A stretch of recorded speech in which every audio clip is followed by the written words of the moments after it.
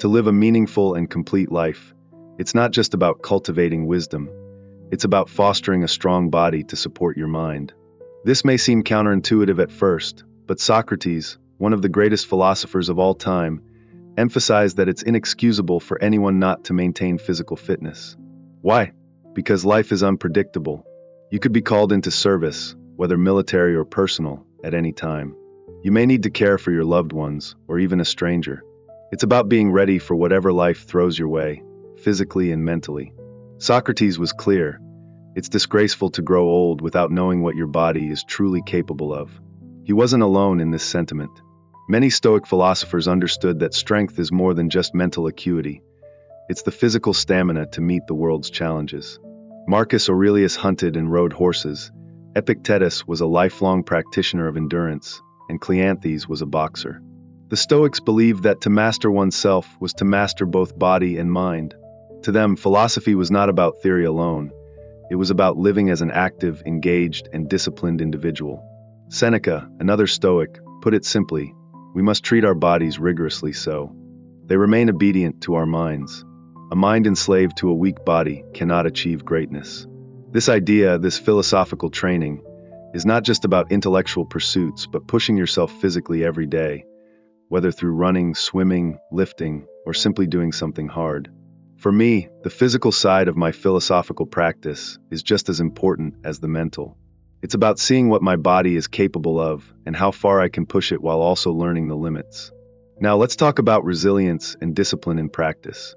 Life doesn't always unfold the way we plan. In my case, I had a goal, breaking my personal record on my mile time, aiming to go under 5 minutes. But the universe had other plans. One morning, in Arizona, I twisted my ankle while running. At first, I thought it was just a mild roll, so I kept running. But by the next day, I could barely get my shoe on. Clearly, I'd overdone it. I was forced to take a week off, and when I returned, I thought I was back in the clear.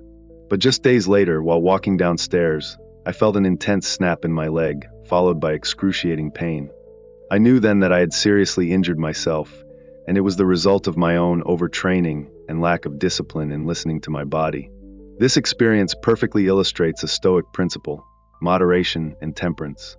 In my case, I had neglected the wisdom of balance, overtraining until I broke myself down. When faced with injury, I pushed through, stubbornly ignoring the signs my body was giving me. The result? A setback. It's a lesson in the importance of restraint and self-awareness. The Stoics taught that true discipline is not about pushing until exhaustion. It's about finding harmony between effort and recovery. Recognizing when to stop and allow the body to heal is just as important as the discipline to train. Now, I'm in the process of recovering, undergoing physical therapy to rehab my ankle. It's humbling, especially after years of physical activity, where I always took my body's strength for granted. This time, I can't rush it. I need to appreciate what my body needs and take the time to build back strength, resilience, and gratitude for my health. This experience has reshaped how I view my body's capabilities and limitations. I now see physical challenges not just as opportunities to push harder, but to practice patience and understanding. By pushing ourselves physically, but doing so wisely, we can learn invaluable lessons about resilience, discipline, and the balance necessary for a fulfilling life. As I continue this journey, I remind myself that resilience isn't just about how quickly you can get back to training. It's about what you learn in the process, the strength you build, and the wisdom you carry forward. Each injury or setback teaches you something new about yourself and about the power of steady, mindful discipline. Listening to your body can be a tricky game. If we always heeded its signals, no one would ever run 50, 100, or 200 miles. Our bodies would scream at us, "This is a terrible idea. Stop now. Do anything else." And if we listened to every alarm, we'd never push beyond our limits. But the challenge is knowing when to push through and when to pull back. When your body warns you about a potential injury, like, "Hey, you're about to blow out your knee," it's much clearer, right? But how do you differentiate between warning signs that are worth heeding and those that are simply discomforts along the way? For me, it started with my first 100-mile race. I had to quit around mile 60, and for a while after, I had this attitude that I would finish any race I started. No matter how tough things got, I'd power through. The first time I quit, I felt like the pain and discomfort weren't any worse than what others experience at the halfway point of long races. It was just part of the journey. But as time passed, I learned. A few years later, I quit another race, this time due to injury, and this time, the warning signs were impossible to ignore. My legs were sending out huge red flags, signaling that continuing wasn't going to keep me in the sport for the long haul. This was a pivotal moment because it reminded me that I had to tune into my body and learn how to trust it more. This awareness didn't come overnight, though. It's deeply personal. It's about learning your own body, noticing the subtle cues, and understanding what they're really saying. It takes time to discern whether you're feeling the usual discomfort or whether something serious is brewing. I recall reading a study about elite athletes in Canada who had suffered severe injuries. They interviewed these athletes months after their recovery, and while they still dealt with some of the trauma, many reported feeling stronger and more connected to the sport than ever before. Psychologists call this post-traumatic growth, the idea that adversity can not only make you tougher, but can offer you a new perspective, new appreciation, and a renewed love for what you do. It's fascinating, and it really resonated with me. I experienced something similar while working on my first book.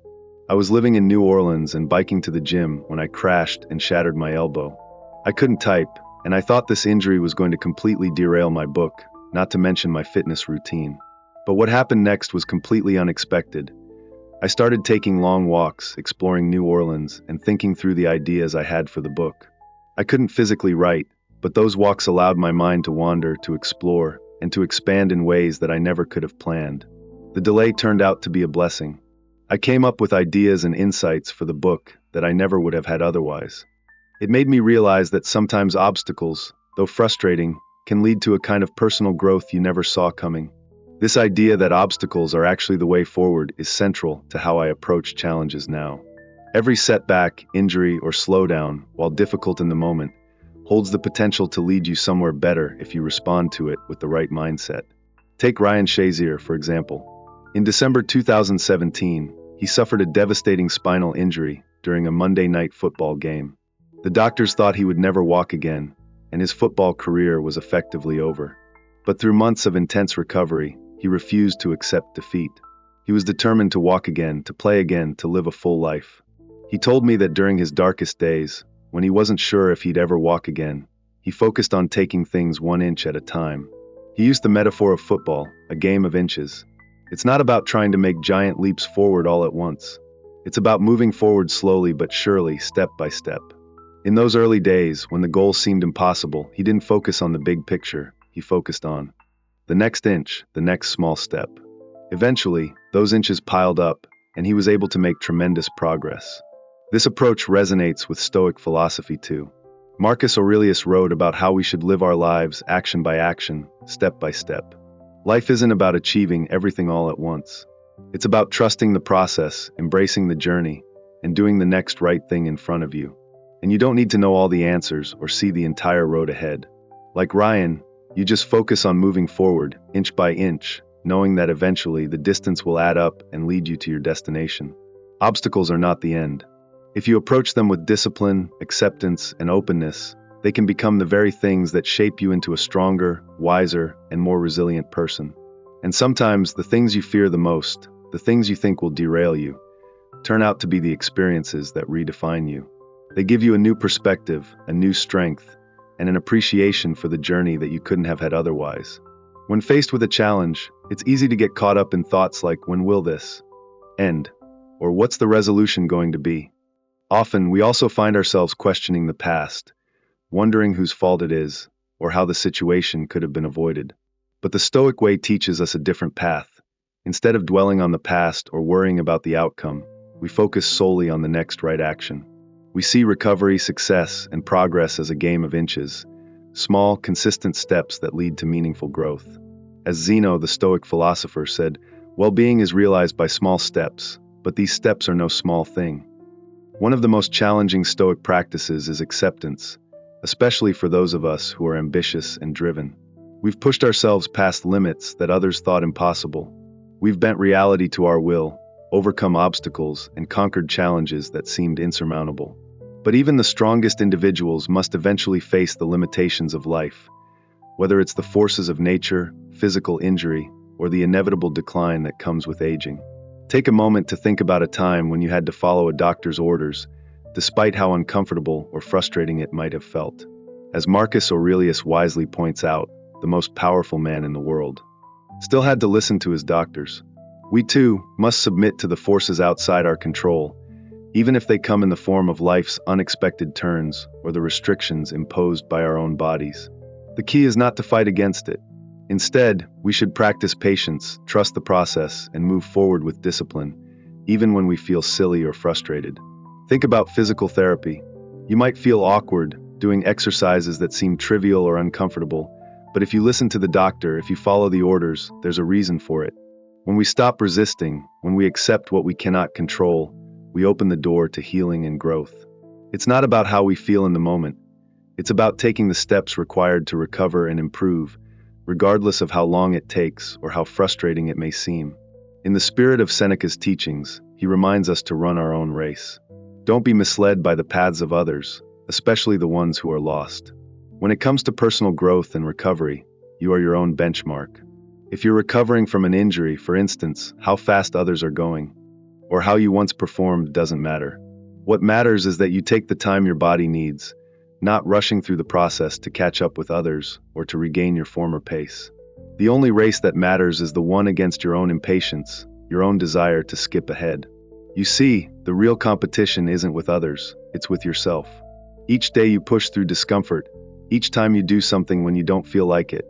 That's the true challenge. It's about developing the strength to keep going, even when everything in you is telling you to stop. That's the marathon of life, the continuous effort to push yourself, not just physically, but mentally and emotionally. The Stoics understood this deeply. They taught that we must treat our bodies rigorously to ensure that they remain aligned with our minds, serving us in our journey of life. Every small effort we make, whether in physical exercise or day-to-day tasks, is an investment in our greater well-being. Even if it feels insignificant in the moment, each step contributes to building the muscle needed for life's greater challenges. This is the essence of Stoicism, running the race that is uniquely yours. Not comparing your journey to anyone else's, not rushing toward some imagined finish line, but focusing on the consistent steps you need to take. When you choose to push yourself through difficulty, when you show up despite the desire to stay comfortable, you're strengthening your character.